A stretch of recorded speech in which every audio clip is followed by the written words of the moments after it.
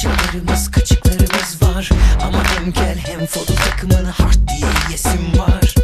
Çat diye çatlamak üzereyim, neresinden tutup da düzeleyim. Ortağı olmuşum düzeneğin, kendimi boğasım var. Çat diye çatlamak üzereyim, neresinden tutup da düzeleyim. Ortağı olmuşum düzeneğin, herkese ayasım var. Aman hadi kalk kaynaşalım kız, çakkıdı çakkıdı oynaşalım kız. Azıcık alttan azıcık üstten hoppidi hoppidi hoplatalım kız. Aman hadi kalk kaynaşalım kız, çakkıdı çakkıdı oynaşalım kız. Azıcık alttan azıcık üstten hoppidi hoppidi hoplatalım kız.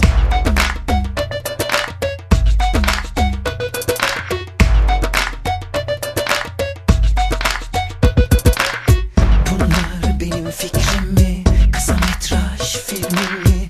İrfanım mı, ilmim mi? Yuh diye sövesim var. Zihin oyunlarım mı? Resmi duyumlarım mı? Koyun uyumlarım mı? Kahkaha gülesim var.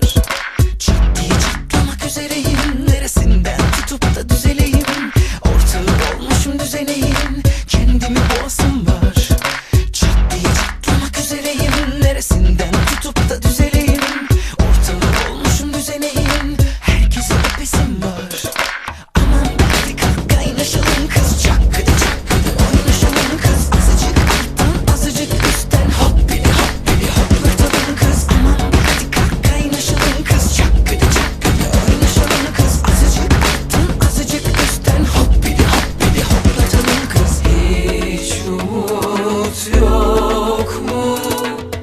Her şey boş mu? Dünya alem dut gibi sarhoş mu?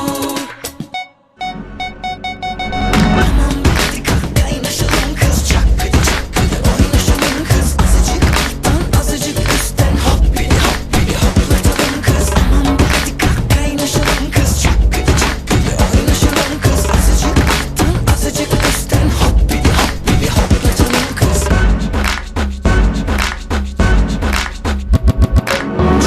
Çatlamak üzereyim, neresinden tutup da düzeleyim.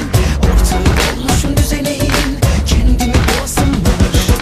Çatlamak üzereyim, neresinden tutup da düzeleyim. Ortağı olmuşum düzeneğin, kendimi öpesim var.